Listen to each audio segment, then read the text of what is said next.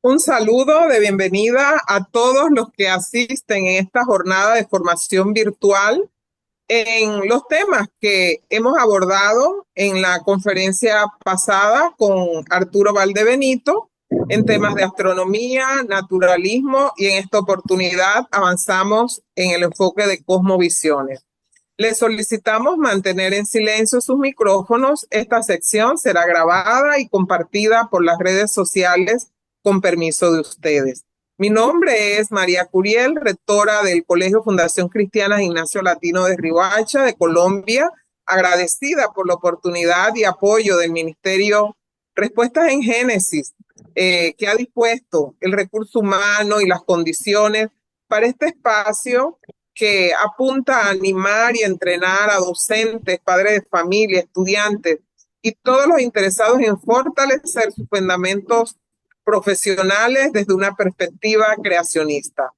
Agradecemos el interés también de distintas organizaciones en Colombia, México, Bolivia y en especial docentes universitarios de la educación básica de Riohacha que han estado atentos a esta jornada de formación.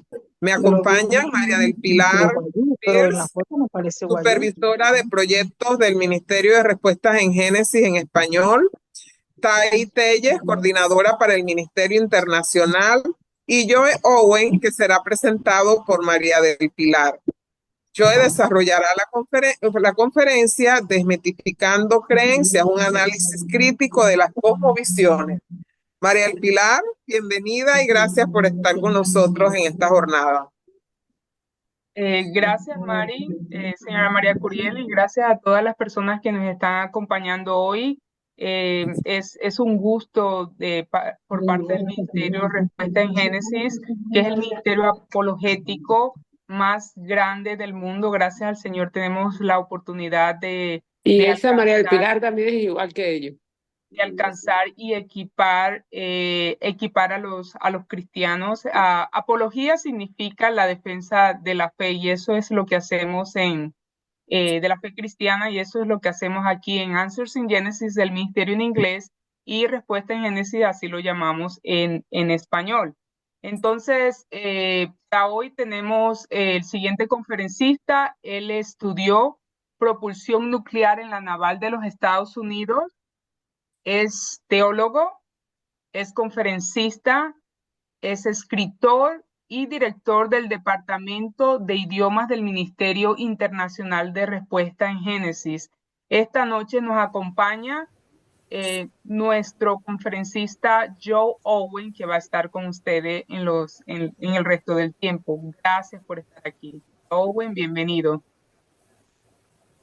Saludos, es un placer estar aquí con ustedes. Voy a entrar de una vez a lo que vamos a ver para no, porque la verdad yo lucho mucho siempre para terminar a tiempo. Siempre quiero agregar más contenido de lo que se puede dar en 60 minutos. Así que espero que la mayoría de ustedes hayan estado aquí para escuchar a Arturo Valdebenito. Estoy tratando de ver si puedo mutear cuando alguien entre aquí, pero no, pero está bien. Ok, porque lo que voy a hacer es enseñar basándome mucho en lo que escucharon la última vez. Creo que fue hace una semana con Arturo Valdebenito, si mal no recuerdo. Pero veamos ahora brevemente, y espero que tomen apuntes muy rápido, Desmitificando Creencias, un análisis crítico de cosmovisiones. Y antes de mostrar eso, para que no parece ser algo muy abstracto solamente, les quiero presentar a donde vivo yo. Me imagino que muchos viven en ciudades muy parecidas. Ese es Monterrey, México. Y hace un año la secretaria de Educación presentó un nuevo currículo para los colegios en los cuales se está promoviendo mucho LGBTQ, ideología de género. Y también estamos viendo cada vez más el levantamiento de revoluciones, y de hecho eso es una marcha aquí en Monterrey hace un año, y Y lo que queremos hacer, lo que quiero hacer es interactuar con estos movimientos.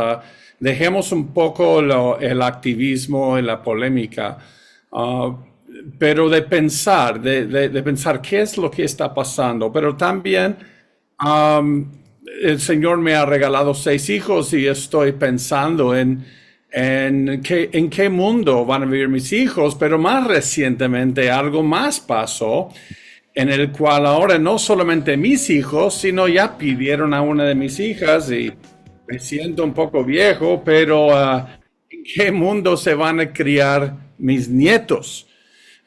Y por eso escribí este libro, Autonomía Sexual en el Mundo Postmoderno, que está disponible para los que están en Colombia.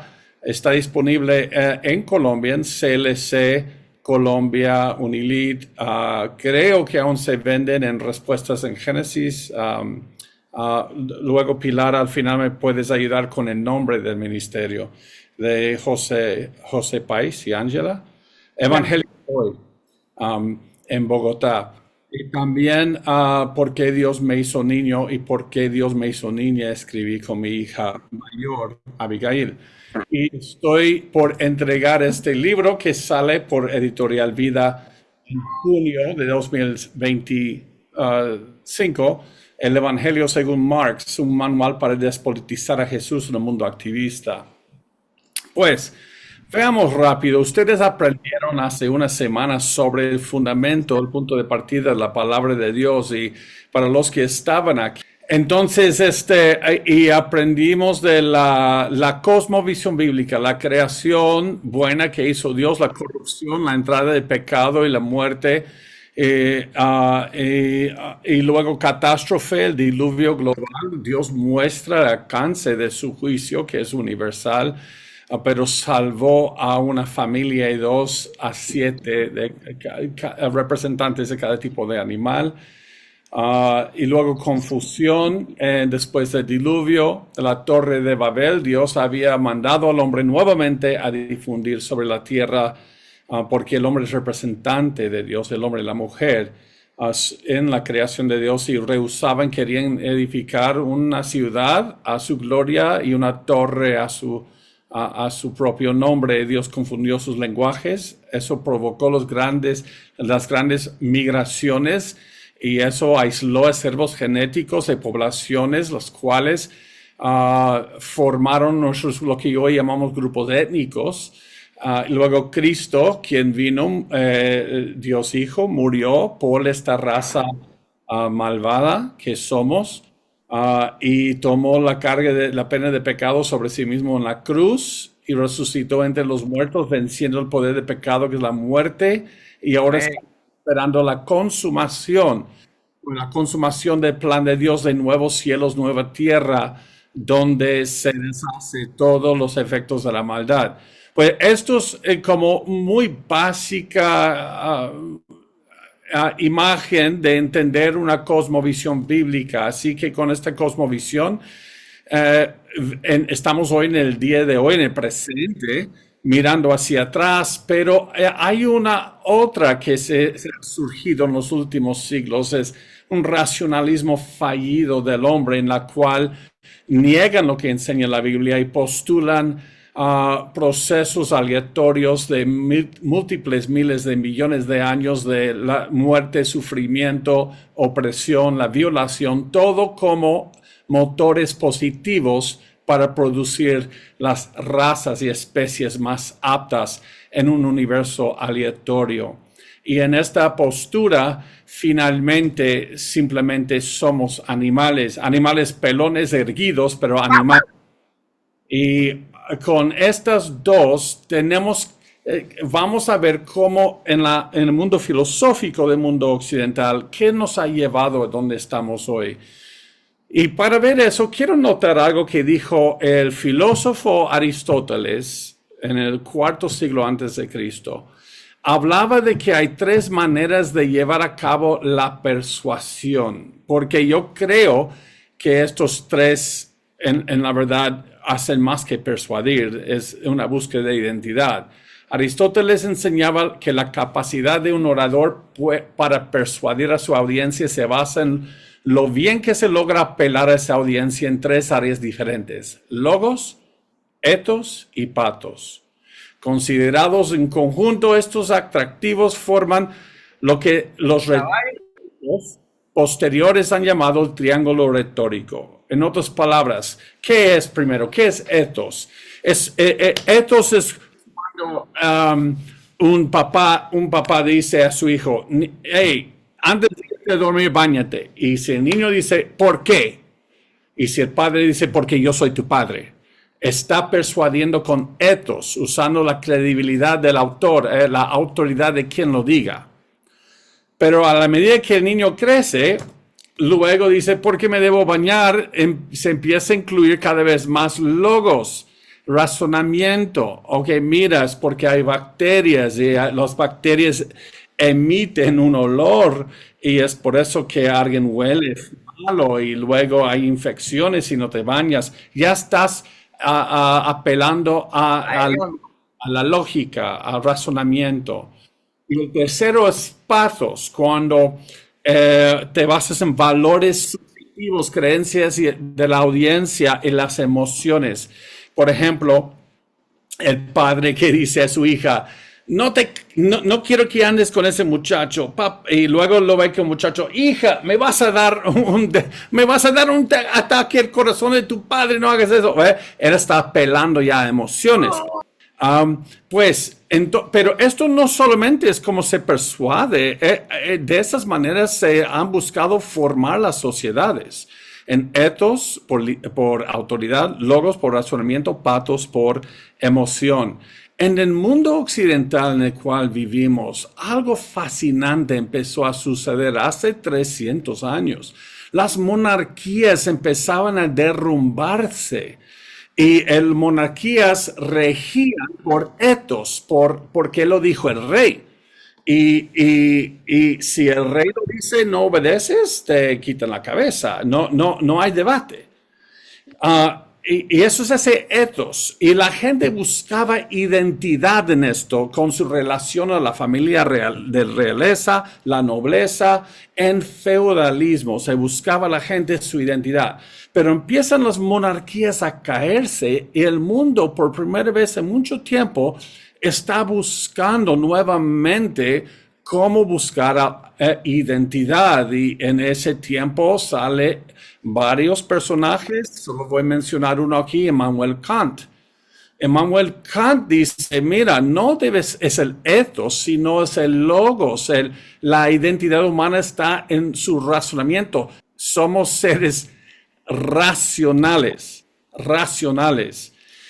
Y eso es lo que llamamos la ilustración europea, el racionalismo. Es la idea que la autoridad final para el conocimiento no puede ser revelada de afuera de ningún rey, tampoco ningún sacerdote, papa, obispo, y tampoco un dios, ¿no? Sino concebido por el razonamiento humano del individuo. Y la naturaleza humana tiene sus raíces en el racionalismo, así que ahora no es por autoridad, es por el razonamiento. Pues no sé cuántos de aquí, especialmente en los países donde estén, han visto esta serie que viene desde del año del caldo, como decimos en México. Pero Las Estrellas se estrenó el 8 de septiembre de 1966. Claro, esto es antes de mi tiempo, pero veíamos en las 80s, cuando yo estaba creciendo, veíamos esta serie porque se ponía cada rato en repetición. Y hay dos actores o dos personajes en esta serie que realmente reflejan lo que sucedió de ahí en el mundo occidental. Uno es Spock. No sé cuántos de ustedes han visto a Spock. En esta serie, él es solamente racional, fríamente racional. Él representa el logos, el razonamiento. Y él solo buscaba la lógica y en su especie de alienígena no tienen emociones. Ahora, en esta serie, su mamá es humana y su papá es Vulcan. Pero eso es otro punto. Entonces, el racionalismo se puede entender si uno ha visto la serie en Spock. Fríamente racional solamente. Y de ahí se produce una filosofía que es resurrección del naturalismo que aprendieron con Arturo Valdebenito, de los griegos del tiempo de Jesús. Hay una resurrección de este movimiento, la búsqueda de procesos materiales para explicar todo. Y como dice Nancy Pearcey en su gran libro Salvemos a Leonardo, ella dice, sin embargo, la cosmovisión de la Ilustración tenía un lado oscuro. Si la naturaleza era una máquina que funcionaba según leyes naturales, lo que se deducía era el determinismo. O el determinismo, mis hermanos, es la idea de que si solamente, piénsalo así, si el universo es lo único que existe, si no hay un creador, entonces nadie puede elegir hacer algo, porque todos somos pequeños engranajes como en un gran reloj, que todo actúa porque algo actúa sobre uno. Nadie tiene elección de ninguna manera. Eso se llama determinismo. Todo lo que hacemos es predeterminado completamente por el universo, como si fuera un gran reloj. Así que eso es lo que está diciendo Nancy Pearcey. Si la naturaleza era una máquina que funcionaba según leyes naturales, lo que se deducía era el determinismo. La doctrina, vuelvo a este punto. No hay libertad, ni creatividad, ni responsabilidad moral. La naturaleza parecía fría y muerta. Esta es la conclusión del racionalismo y el materialismo. Y como pueden imaginar, hace 200 y 300 años, la gente no podía vivir con esto. Y es por eso que se levanta otro movimiento en su contra, que se basa en el pathos. ¿Se acuerdan de emociones? Y en la serie de Star Trek o de las galaxias, Viaje de las Galaxias, el capitán de la nave se llamaba Capitán Kirk y él era un mujeriego. Siempre que llegaban a un planeta, él buscaba la mujer más bonita alienígena y se enamoraba con ella en cada episodio.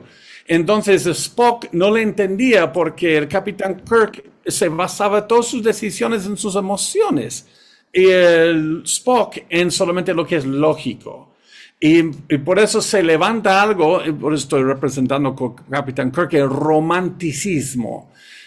Porque los seres humanos no solamente somos robots, no somos marionetas del universo y el racionalismo, el materialismo no pueden explicar por la gran mayoría de la experiencia humana. Por eso el romanticismo se levanta y eso es la búsqueda de explicar la identidad por pathos, por valores subjetivos, mis creencias, mis emociones, etcétera, etcétera. Hay un gran nombre en ese movimiento, fue Rousseau, quien escribió un libro que se llama La construcción social y Emilio, en 1762, y él enseñaba que el hombre nace libre, sin embargo, lo vemos por todas partes encadenado.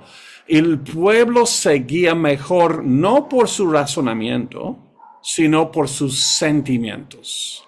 Enseñaba que el libre albedrío humano es la capacidad de perseguir metas y objetivos en función de nuestras emociones. Entonces tenemos un lado donde dice solamente es la lógica y el razonamiento. El otro lado dice no, la identidad humana está en sus emociones. Y de hecho, no sé si se acuerdan que mencioné a Immanuel Kant, él es el padre de ambos movimientos. Kant enseñaba el racionalismo y también lo que se llevaría al romanticismo y él no sabía cómo conciliar los dos. Por eso lo llaman el dualismo kantiano. Ahora, usted dirá, ¿a dónde está yendo con todo esto? Es porque si entendemos, aunque sea en parte esto, vamos a entender la cosmovisión postmodernista de los últimos 130 años, un poco menos. Pero en cuanto a eso, Kant concluyó que los seres humanos pertenecen a dos mundos. Por un lado, son parte de la naturaleza, es decir, el sistema determinista y mecanicista que conoce la ciencia. Por otro lado, también actúan en el mundo de libertad como agentes libres que toman decisiones morales. Estos dos mundos son claramente contradictorios. La libertad es imposible en un mundo materialista en el que todas las acciones están determinadas por fuerzas naturales. Kant nunca encontró una manera de resolver esta contradicción. Y entonces están dos movimientos que empiezan con las ideas de Immanuel Kant en lucha la una con la otra. Y en medio de eso, en el siglo XIX,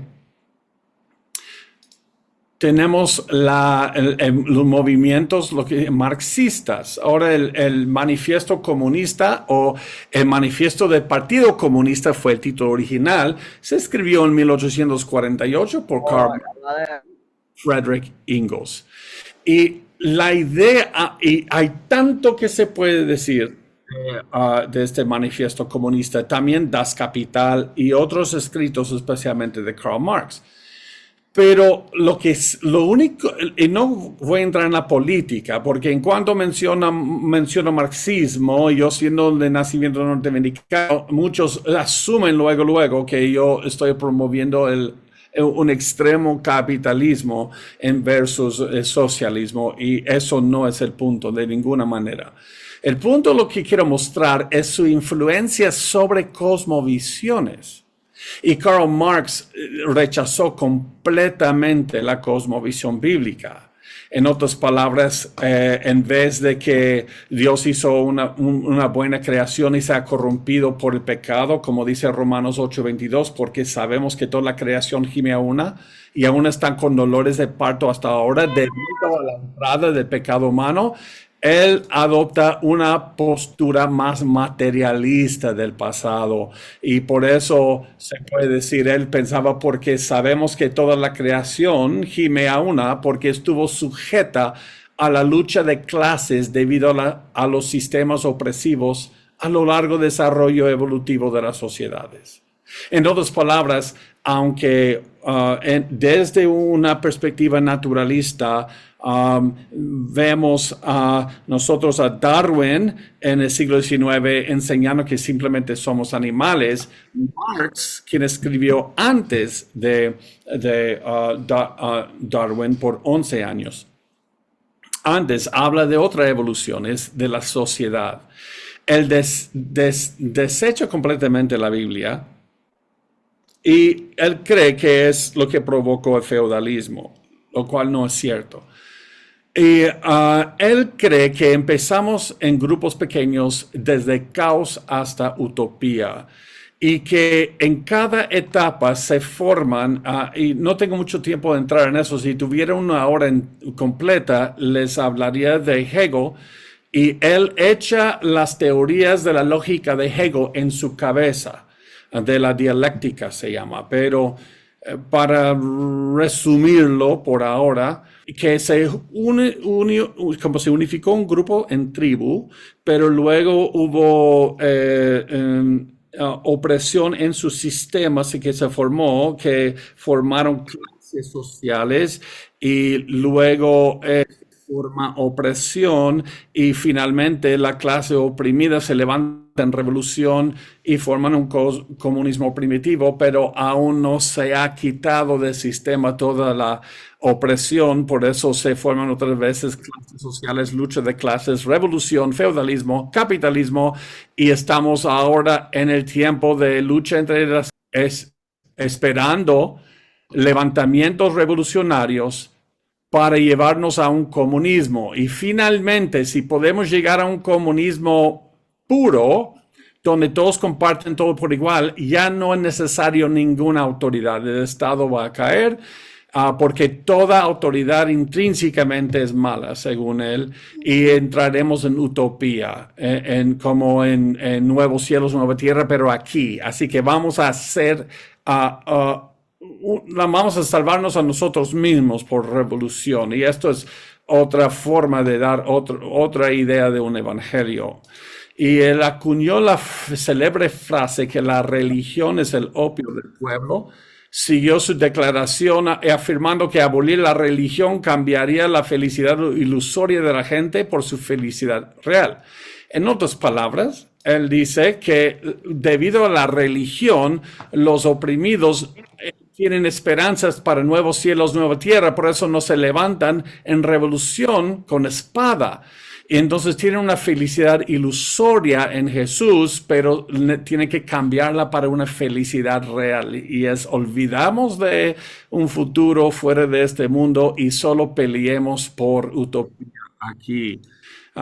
Su gran problema de Marx es que él no creía que el pecado está en el corazón humano, no se produce.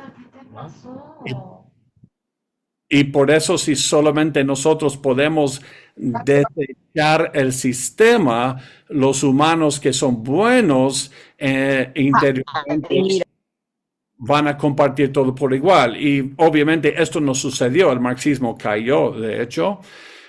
Pero antes que cayese el marxismo, él dejó esto claro en el Manifiesto Comunista, cuando declararon él y su coautor, el comunismo suprime las verdades eternas, todo lo que tiene que ver con Dios. Todo lo relacionado con la verdad de Dios y la eternidad debe ser desechado. El comunismo comienza sobre una base totalmente nueva.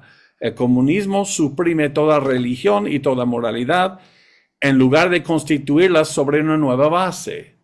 Y debido a que nuestras instituciones actuales derivan su autoridad delegada de Dios, estas instituciones del individuo, familia, iglesia, Estado, se llaman que primero deben ser deconstruidas, despojadas de su autoridad, para eliminar completamente a Dios de la sociedad.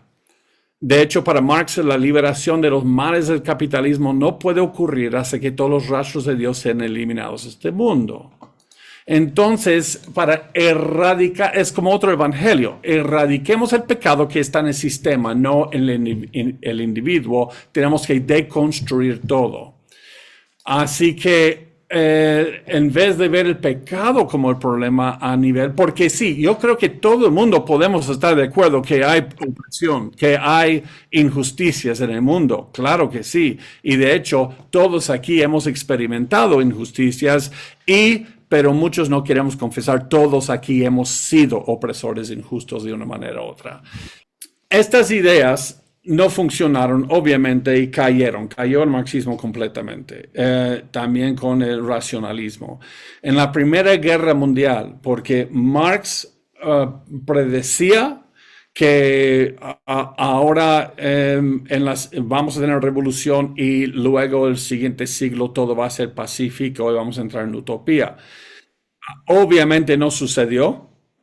De hecho, el siglo XX fue el siglo más sangriento en toda la historia humana, desde el principio hasta hoy. De hecho, hubo más de 125 millones de muertos en guerra en genocidio y más de la mitad de eso fue para promover el marxismo en la Unión Soviética y en China.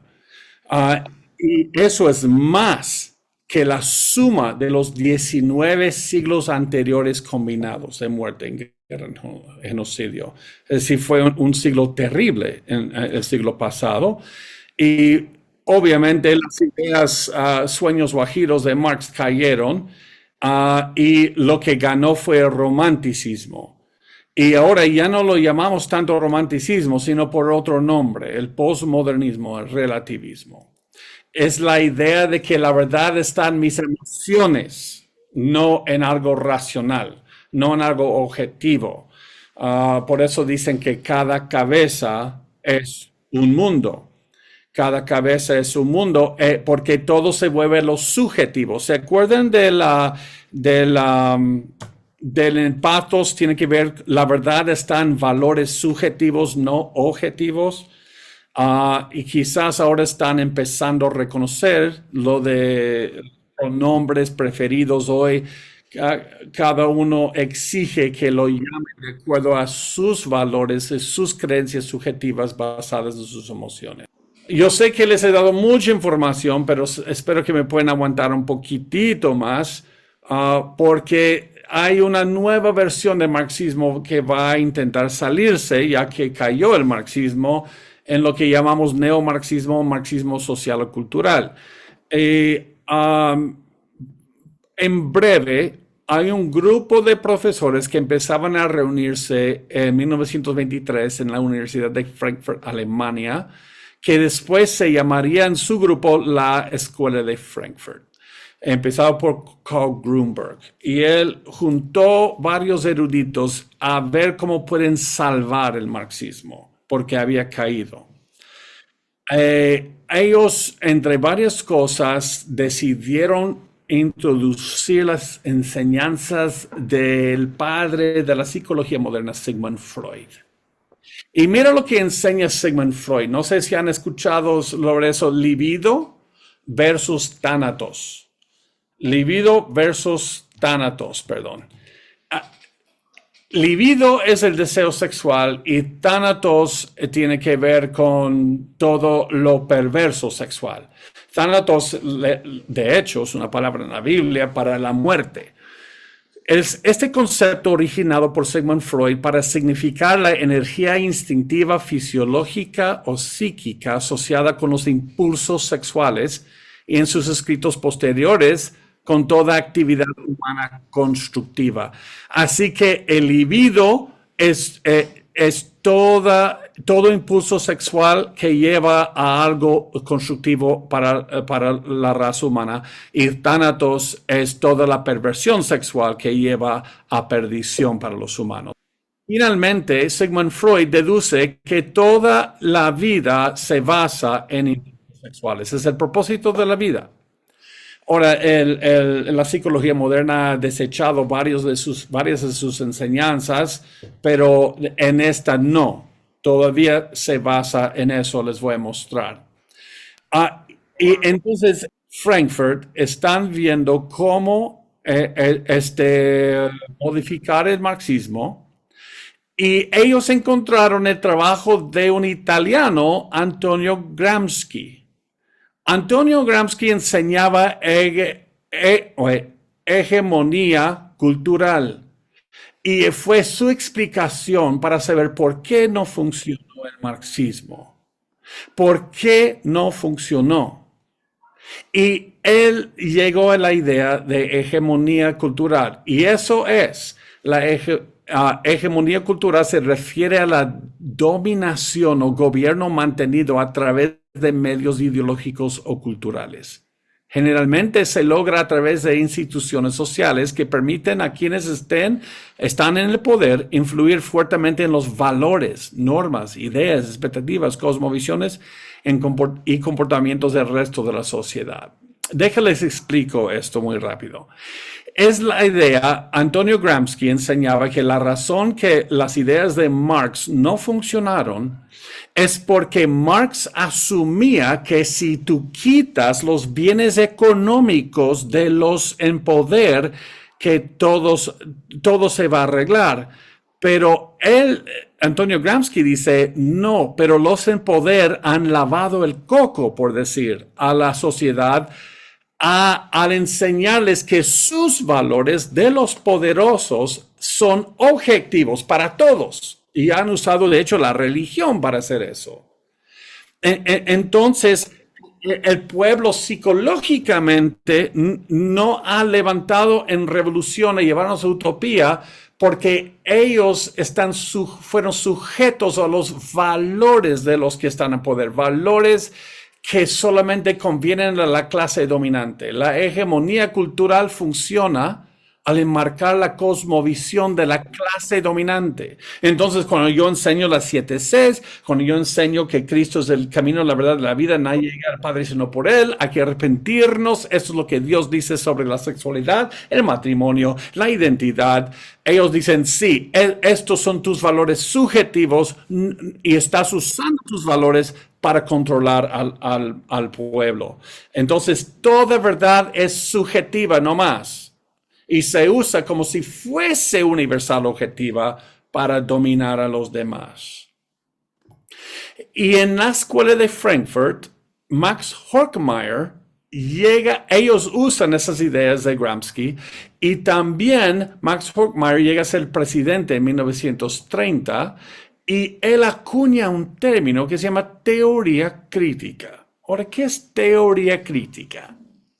Acuérdense lo que dijo Gramsci, que toda idea que se hace pasar por verdad solamente es una manera de manipular a las masas, a los pueblos, con las ideas que más convienen a los que están en poder. Entonces, la teoría crítica es la idea de que todo lo que se hace pasar por verdad debemos ser críticos a que sea verdad. En su gran libro, ¿Por qué la justicia social no es justicia bíblica?, Scott David Allen dice: los teóricos sociales de la Escuela de Frankfurt ampliaron el marco económico de Marx, basando en las clases, para incluir las desigualdades entre otros grupos, incluidos los grupos étnicos, los sexos, los grupos de identidad de género, LGBTQ. El resultado es el mismo, como explica Nancy Pearcey.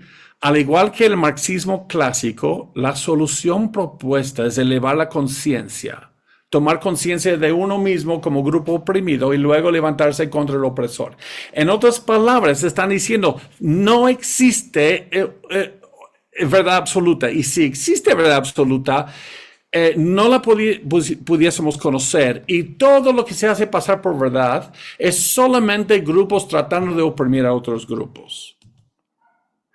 Y esa idea de relativismo empezó a difundirse por todo el mundo occidental hasta el día de hoy. Por ejemplo, este relativista Saul Alinsky dijo: los hombres siempre han anhelado y buscado dirección, estableciendo religiones, inventando filosofías políticas, creando sistemas científicos como el de Newton. Ahora van a rechazar la ciencia empírica, o formulando ideologías de diversos tipos, a pesar de comprender que todos los valores y factores son relativos, fluidos y cambiantes. Eso es el relativismo. Pero lo que Saul Alinsky no se está dando cuenta es que si todo fuese relativo, entonces, porque él asume lo que su conclusión no es relativa, sino es absoluta. Pero la teoría crítica de Alemania llegó a los Estados Unidos debido primeramente a Adolfo Hitler. Su ascendencia a poder, tuvieron que moverse a Ginebra y luego 2 años después a la ciudad de Nueva York, donde esta escuela fue abrazada por Columbia University en Manhattan, y algunos volvieron a a Alemania en 1953, pero los demás profesores se fueron y llevaron estas ideas a las universidades principales de Estados Unidos. Así que, nuevamente, esta idea es para deconstruir totalmente una cosmovisión bíblica. Ahora, en eso, hoy nos encontramos en debates. Y perdón, otra vez, me quedan 22 minutos y queda tanto que decir.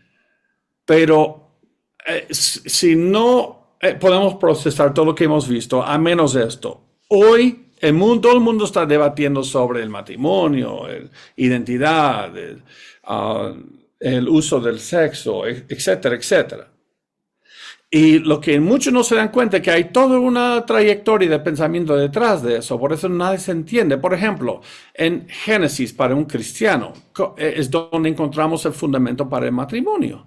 Jesús, cuando le hacen la pregunta de divorcio, él cita Génesis 1 y 2 y dice 3 veces lo que Dios junta es un hombre y una mujer por vida. Así que Dios es quien junta a un hombre y mujer en matrimonio. Cualquier otra combinación no la juntó Dios. Y el apóstol Pablo en Efesios 5 cita Génesis 2 y dice que el matrimonio es heterosexual, no es homosexual. Es heterosexual no solamente por la procreación, sino también es porque el pacto de redención entre Cristo y su iglesia es heterorelacional, no homorelacional. No es Cristo salvando a Cristo, tampoco es la iglesia que salva a la iglesia, sino es distinto, Cristo salvando a la iglesia. Por eso Dios hizo el hombre y la mujer distintos para reflejar eso. Eso fue el misterio de la unión del hombre y la mujer, para que reflejen a Cristo y la iglesia, algo que dos hombres y dos mujeres no pueden hacer. Y esto se encuentra en esos primeros 4 Cs. Por eso aprendieron hace una semana lo fundamental que es Génesis, los primeros 11 capítulos. Entonces, pero, ¿qué dice el hombre ahora del matrimonio? Pues desde la revolución sexual, algo sucedió. ¿Y por qué llegamos a la revolución sexual? ¿Por qué les mostré lo de Rousseau, el romanticismo? ¿Por qué les hablé de Freud? ¿Por qué llevarlos por todos esos nombres y términos tan rápido? Todo lo que les he enseñado hasta ahora. Pero, ok, el origen y el triunfo del ego moderno, del erudito Carl Truman, quien estudió su doctorado en Cambridge bajo un erudito marxista. Y Carl Truman es cristiano. Y Carl Truman, nota lo que él dice aquí, que ahora esta citación vamos a entender debido a a todo lo que hemos visto hasta ahora. El surgimiento de la revolución sexual se basó en cambios fundamentales en la manera de entender el yo, identidad. Primero hay que psicologizar el yo. Eso fue Rousseau, ¿verdad? ¿Qué es la identidad humana en el romanticismo? Las emociones. Eso es como buscó identidad. Luego hay que sexualizar la psicología. ¿Quién hizo eso? Freud. ¿Se acuerdan que les mostré? Que impulsos sexuales, libido, es el propósito de la vida. Y por último, hay que politizar el sexo. Y es lo que estamos viendo hoy en la legislación en nuestros países, no permitiendo hablar de varios tópicos, penalizando. El primer paso lo ejemplifican Rousseau y sus herederos románticos. ¿Se acuerdan del romanticismo? La identidad es del yo, es en emociones. El segundo es el logro más destacado de Sigmund Freud, de sexualizar la psicología. Y el resultado es, escuchen eso, si no han entendido nada, esto es el punto. El resultado es que antes de Freud, Sigmund Freud, el sexo era una actividad para el mundo, para la procreación o la recreación. Desde Freud, el sexo define quiénes somos como individuos, como sociedades, como especie. Hoy la gente no dice una mujer, soy lesbiana. Pero el problema con eso es que porque sus impulsos o su tentación o sus inclinaciones sexuales, porque lo toma como identidad. Es como decir, soy ser humano. Y debido a este progreso, degreso que hemos visto, que les he mostrado hasta aquí, que el humano, el yo, el ego, la identidad es un ser psicológico, sentimientos emocionales, esto es del romanticismo. Los sentimientos se basan en el sexo, por ende la naturaleza o esencia del hombre es principalmente sexual. Eso es por Freud. Y ya que la identidad es igual a sexo, según el pensamiento postmoderno, los derechos humanos tratarán con la identidad sexual de cada individuo. Por eso dicen discurso de odio, es acoso. Si yo solo digo eso no es verdad, lo llaman discurso de odio. Deseos sexuales es idéntico a identidad sexual, lo cual es idéntico a derechos civiles y humanos. Por eso hoy es como derecho humano obligar, de hecho, a otros a identificarte según tus sentimientos. Así que el matrimonio que es unido por Dios, como dice Jesús en Mateo 19, ahora lo tomó el Estado como si fuese suyo y lo redefinen a su gusto. Y lo intentan redefinir a su gusto. Pues con los 15 minutos que me quedan, en la revolución sexual también se trató de enseñar que uno nace homosexual. Esa postura ya cayó. Todas las pruebas genéticas, de anatomía, etcétera, fallaron. No pudieron mostrarlo. Um, pero ahora se ha optado por otro movimiento que no es lo mismo, que es ideología de género. Ahora, ¿qué es tu sexo aparte de procreación? Pues Dios hizo a la imagen de Dios tanto los hombres como las mujeres, el hombre y la mujer. Y también nos dio Dios funciones en este mundo como representantes de Él, entre hombres y mujeres, como profetas y sacerdotes entre Dios y su creación. Pero lo que hacemos como imágenes de Dios en las funciones no son todos iguales. Los hombres y las mujeres son distintos, no son iguales. Ahora alguien puede decir, ¿cómo que no son iguales? No, es porque si eso te ofende, es que estás confundiendo tus términos. Igualdad y uniformidad no son sinónimos. Somos iguales en valor y dignidad. Pero muchos hoy dicen que tenemos que tener uniformidad para tener igualdad, lo cual es totalmente equivocado. Los hombres y las mujeres somos anatómicamente, biológicamente, genéticamente, fisiológicamente muy distintos. Desde el ADN nuclear de cada célula de su cuerpo es distinto entre hombres y mujeres. Y también Dios nos diseñó para distintas funciones también, pero lo que sí tenemos en igualdad es valor y dignidad. Y eso encontramos en la respuesta de qué es identidad de género desde el Génesis.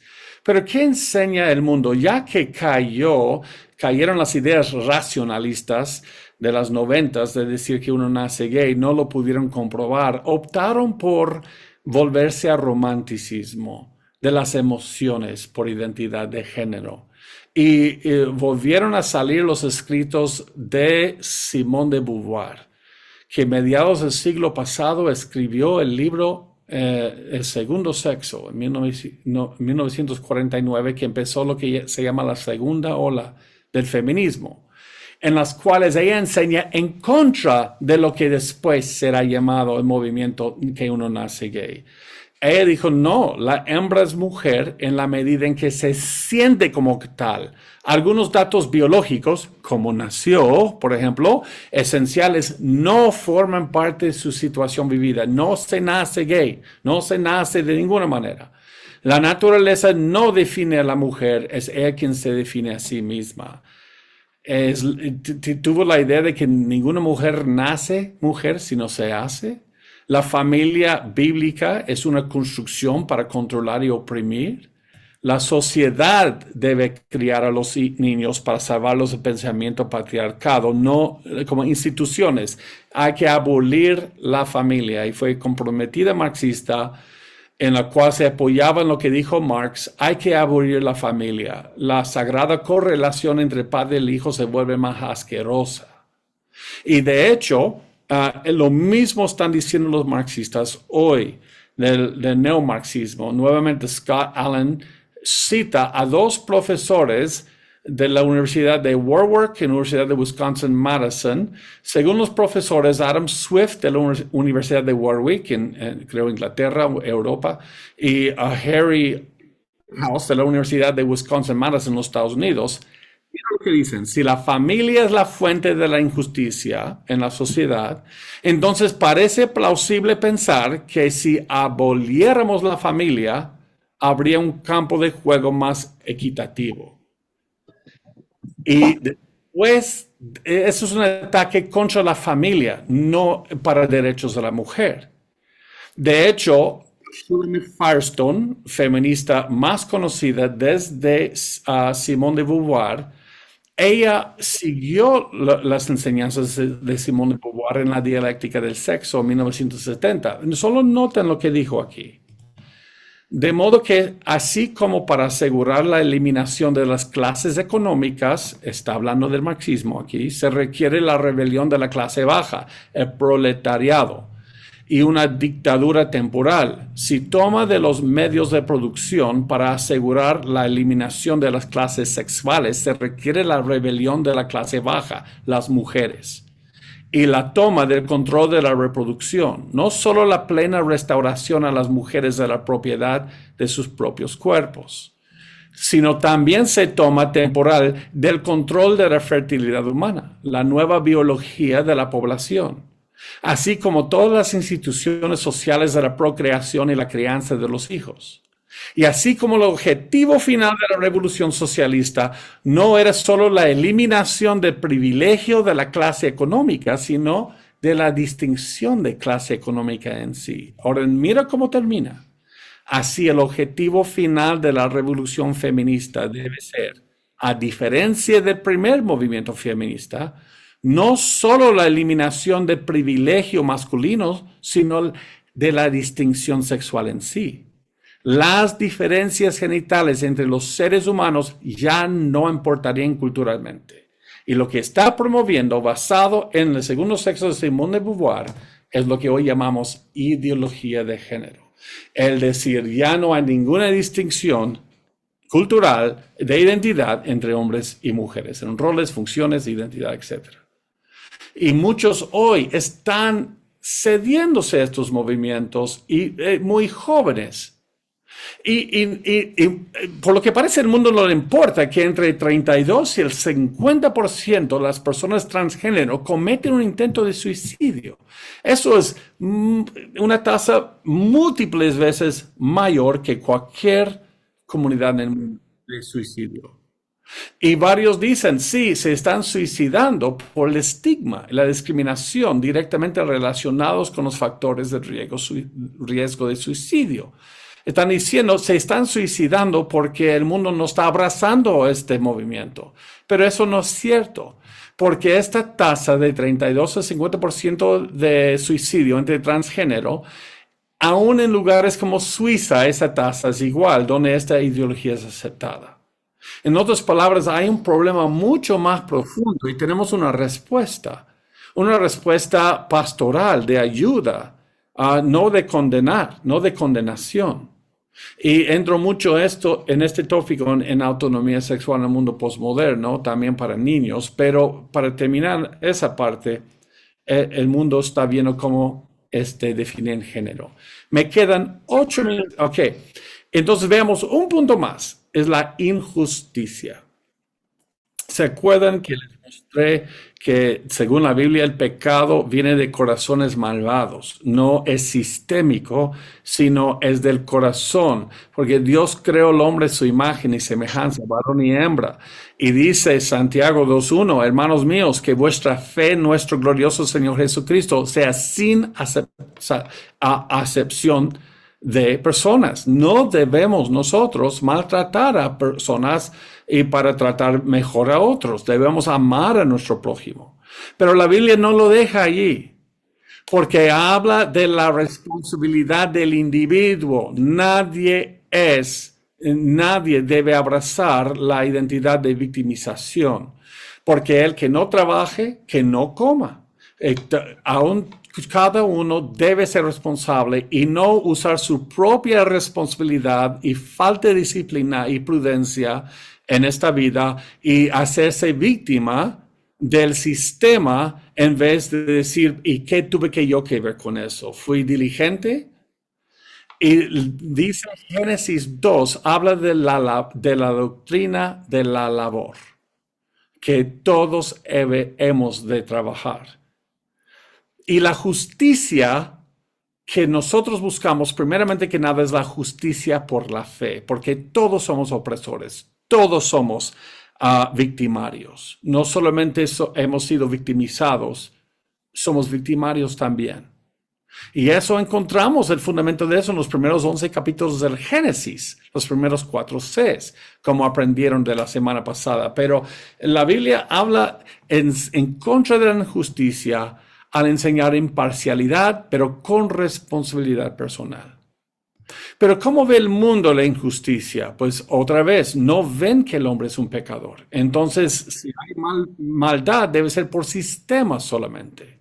Y eso nos lleva a Colombia, por ejemplo, solamente. En Colombia, unos países que más me gusta visitar, estuve en Bogotá en 2019 y participé en un debate en la Universidad Nacional de Colombia con dos de sus profesores en frente de varios estudiantes. Y de hecho, en esta universidad nos gritaban mucho, aquí van a ver un video, pero y de hecho me llevaba muy bien, especialmente con el profesor Eugenio Andrade de la Universidad Nacional de Colombia, pero, aunque fue el oponente en el debate.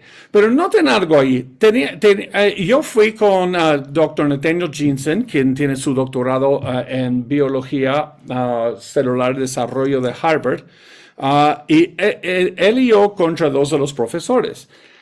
Y teníamos que hablar del origen de las especies, pero salieron rápido ese tópico y el profesor Eugenio dijo, puesto que muchos han utilizado la Biblia para promover el racismo y la esclavitud, ahora debemos evolucionar desde la teología tradicional hacia una teología más naturalista.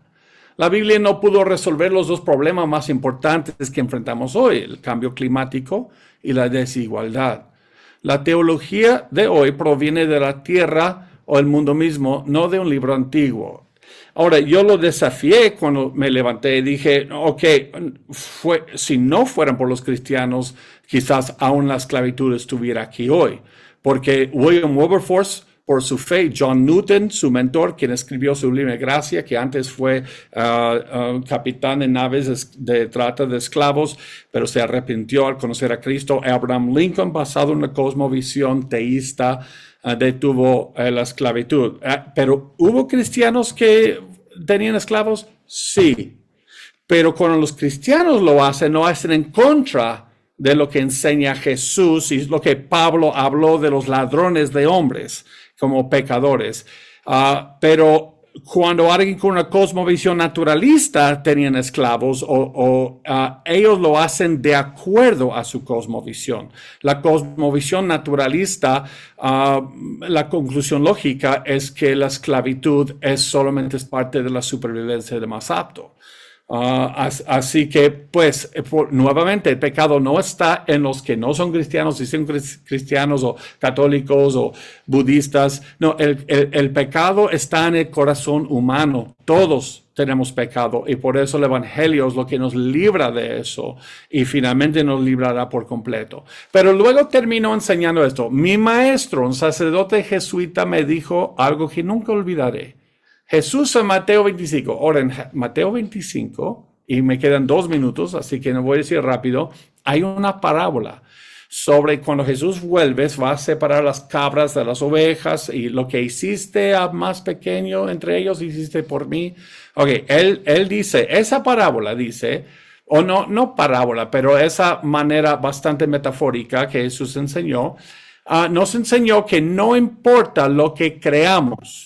Lo que importa es cómo tratamos a los desafortunados. Él está diciendo que no importa qué religión o fe, nada, solo importa cómo ayudas a tu prójimo. Y sí, debemos ayudar a nuestro prójimo, pero él estaba promoviendo la teología de la liberación. En la teología de la liberación se acuñó ese término en 1971 por un libro escrito por Gustavo Gutiérrez, quien apenas falleció la semana pasada, de hecho. Y enseñaba una teología que más se enfocaba en igualdad sociopolítica en vez del Evangelio. Y ahora se han mezclado varias de esas cosas, diciendo, sí, yo creo en Jesús, pero Él es como mi revolucionario, Él es mi Che Guevara, por decir. Y como les dije, espero que pueden ahora inscribirse para recibir quizás cupones y otras cosas para este libro cuando nos sale. Pero el punto culminante de esto, porque hay tanto que se puede decir, es un teólogo de la liberación que se llama Paulo Freire de Brasil. Y Paulo Freire llega a los Estados Unidos y él mezcla teoría crítica con la teología de la liberación, ambas siendo marxistas. Y eso nos llevó, y voy a brincar mucho, solo para terminar, a un nuevo posmoderno. Ya no estamos en la era posmoderna, estamos en la era posmoderna aplicada, posmodernismo aplicado, donde él tomó el activismo de la teología de la liberación, la mezcló con la teoría crítica y él dijo que tenemos que enseñar en el mundo académico a esto. Conscientización. La palabra en portugués para concientización, hacerse consciente. En inglés acuñaron el término de esto woke, de que todos debemos despertarnos a que todos somos opresores. Ahora bien, ¿cómo termino en un minuto? Pues lo que quiero terminar es esto. Sí, de hecho, solo para que vean, el postmodernismo aplicado es en contra de lo académico. Y tratando de hablar académicamente de esto, el activismo solamente es gritar. Mire, así terminó nuestro debate en la Universidad Nacional de Colombia.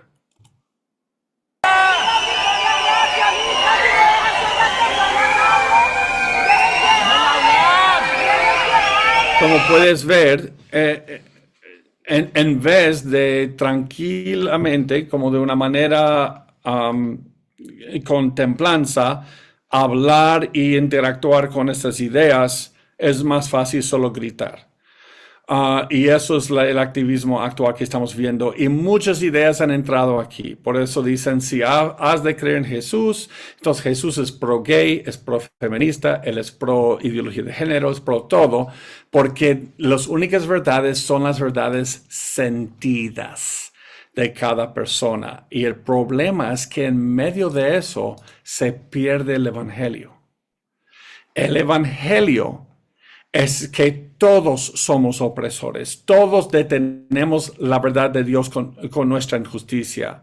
Yo sí acepto, he sido y sigo siendo de alguna manera otra opresor en contra de la verdad de Dios y no he amado a mi prójimo como a mí mismo. Pero el problema es que tampoco lo ha hecho usted. Tampoco lo ha hecho usted. Se limpia su conciencia por compararse con otras personas que usted cree que son más opresores que usted, pero no, somos comparados con la eterna, santa, estándar ley de Dios y todos caemos como pecadores. Y la maravilla del evangelio es que toma a nosotros que somos pecadores, opresores, y nos da un nuevo corazón.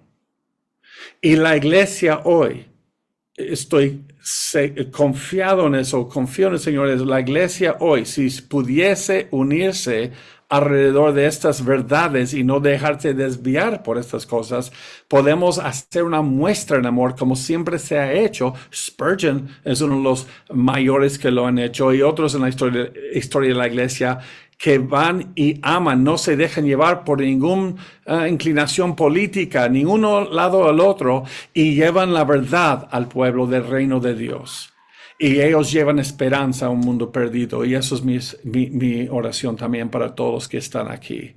Pues les tomé como 5 minutos más a lo que me dieron, les pido disculpas, y también quiero que sepan que yo entiendo que hablé demasiado rápido, yo entiendo, no tengo el don de resumir todo en pocos puntos, pero espero otra oportunidad para enseñar de manera más lenta e interactiva. Muchas gracias.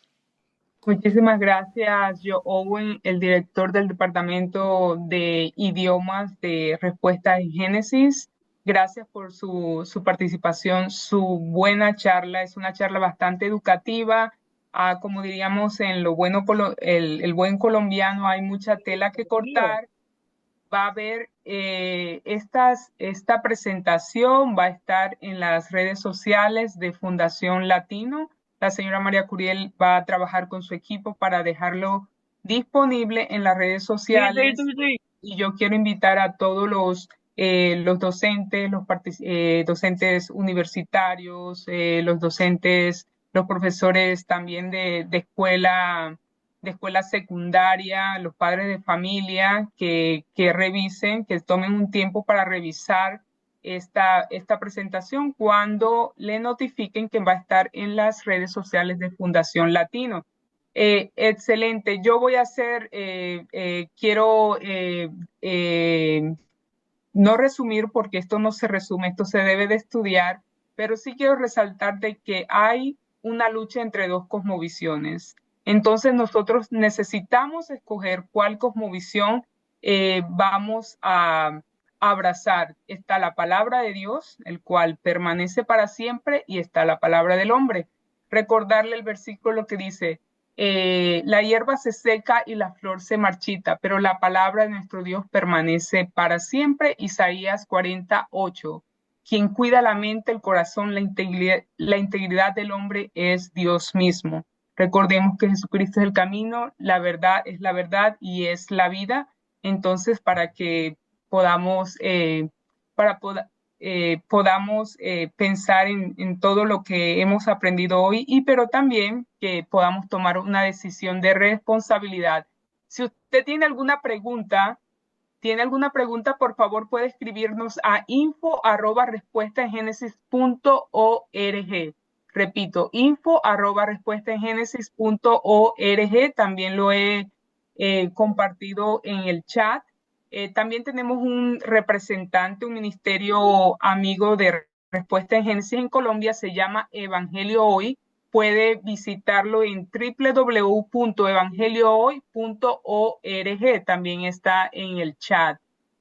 Bueno, muchísimas gracias. Lo voy a dejar con la señora María de Tránsito Curiel, que va a hacer el cierre de este evento. Pilar, ¿me dan 30 segundos para responder a una duda en el chat? 30 segundos. Por supuesto, adelante, Joe. Okay. Wilson Morales, Liceo San Basilio Magno. Gracias por sí, señor, a usted muchas gracias, Mr. Owen. Por el comentario. Ahora, eso tomaría como 20 minutos hablar de eso, así que voy a ser lo más breve posible. Teniendo en cuenta que cosmovisión es el conjunto de opiniones y creencias que conforman la imagen o concepto general del mundo que tiene una persona en una época de cultura a partir de la cual interpreta su propia naturaleza y la de todo lo que existe. Teniendo en cuenta esto, nosotros como docentes en pleno siglo XXI, nosotros debemos centrarnos en la personalización, la igualdad, la colaboración, la comunicación, las relaciones comunitarias, sin tener en cuenta su condición sexual, política, religiosa. Ok, dice varias cosas más, pero no quiero pasar de abusar la confianza de los que nos tienen aquí. Pero lo que puedo decir es... pero eso no es lo que está sucediendo. Sin ideología de género, entre películas y currículo escolar se está imponiendo a los niños, y eso debe ser enseñado por los padres, no por un docente. Un docente no tiene ninguna razón en enseñar a un niño acerca de cómo se debe sentir sexualmente. Debe enseñar matemáticas, debe enseñar historia, debe enseñar geografía, biología, pero los padres son los que enseñan sobre eso, y se está usando el sistema educativo para adoctrinar a los niños en contra de la voluntad de sus padres, y eso es el gran problema. Pero a un niño que se quiere identificar de otra manera, yo lo respeto, es hecho a imagen y semejanza de Dios, no estoy de acuerdo con eso, yo creo que se está mintiendo a sí mismo, pero nunca, ni como un docente, debe uno estar obligado a hablarle por un pronombre que no va de acuerdo con la realidad, porque no debemos nosotros,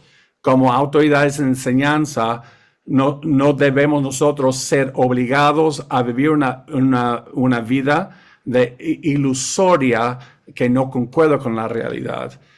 Pero yo sé que eso puede armar un debate, pero mi hermana, gracias, y gracias a María Curiel Gómez, hermana, por permitirme pasar un poco de confianza y responder a menos una. Mister, yo soy Wilson Morales, le agradezco la respuesta. Sería muy bueno que más adelante se pudiese hacer, no solamente escucharlo a usted, sino tener la oportunidad de que todos fuésemos escuchados. Los felicito por la conferencia, sin embargo, con todo respeto, créanme, con todo respeto, sentí que al final me llevaron solamente en una proclama de evangelización. Sí, Lo porque respeto. la privatización es de Discúlpeme, por favor, capitalismo, porque mister, usted me disculpa un también... momento, por favor, No, no, le no. agradezco. Digo yo.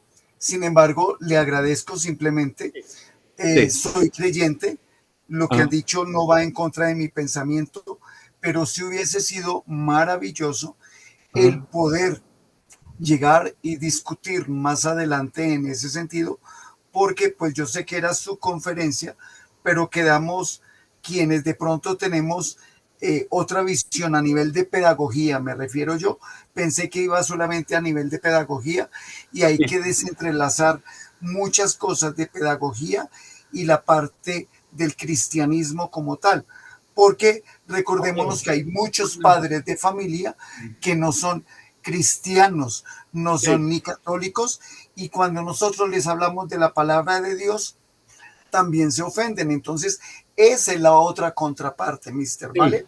Ok, no, no vamos a convertir eso en un debate, pero sí lo que voy a decir es que usted está promoviendo privatización en la cual dice que es creyente, y no estoy dudando que es creyente, pero está contradiciendo la fe que confiesa tener, porque todos tenemos una cosmovisión y cada ideología es a fondo religiosa. Entonces está diciendo, yo soy cristiano de lunes a sábado, yo soy cristiano el domingo, pero de lunes al viernes yo voy a tener otra religión en el No, nombre... mister, yo no dije eso. No No, no, coloque no. palabras que yo no dije, discúlpeme. Yo dije lo siguiente. ¿Puede apagar su micrófono, por favor? Porque me Pero está... usted no me permite. Porque, ok, escúcheme muy bien, porque no va a ser activista conmigo y gritar. Vamos a hablar lógicamente de eso. Está haciendo como si existe un terreno neutral, lo cual no existe. Si es creyente usted, tiene que llegar a esa conclusión. El decir, enseña todo esto, pero ni mencionas tu fe. Pues todos tenemos una fe y en toda ideología se basa en una fe, toda cosmovisión. Entonces yo debo adoptar una fe secular anticristo para hablar de esos tópicos, pues yo lo hice. Hice una trayectoria de la historia sin mencionar la fe. Pero luego voy a terminar hablando de lo que es la verdad. Ay de mí si no predico el evangelio, no importa cuál profesión tiene. Y todos vamos a rendir cuentas al Señor por las veces que nos avergonzamos creyendo que hay terreno neutral. Ok. Thank you so much, mister. Thank you. Thank you. Bueno, nuevamente creo que estos temas siempre van a generar alguna controversia y necesitamos entrenarnos. En las conversaciones que sostuve con algunos rectores de colegios públicos de Riohacha y se conectó también una rectora de un colegio público de Fonseca, Esther Guerra. Hay muchos docentes y rectores de instituciones oficiales interesados en formarnos en estos temas. Necesitamos conocer cuáles son las otras cosmovisiones para fortalecernos también en la verdad que tenemos, de que todos realmente podemos analizarlo a la luz de las escrituras para tener sanidad y para dar respuestas genuinas, respuestas realmente bajo el contexto de la ciencia, que es lo que viene haciendo el ministerio Respuestas en Génesis. Entonces, nuevamente al ministerio darle las gracias a ustedes que nos acompañaron en esta segunda jornada. Vamos a colgar en las redes sociales de Ignacio Latino y les vamos a compartir el enlace y hacer una evaluación de este proceso. Creo que de todas las experiencias se aprenden y aún después de todo este tiempo en el que ha sido la virtualidad un mecanismo de encuentros y de debates y de aprendizaje, pues tener estas dificultades, algunas dificultades que tuvimos el día de hoy, son para aprender y crecer. Entonces, gracias a todos, Joy, Owen, el Señor nos siga dando el impulso para seguir adelante, porque esta generación lo necesita y necesitamos estar a la altura de lo que esta generación demanda para su salvación. Muchas gracias a todos. Gracias. Gracias a todos.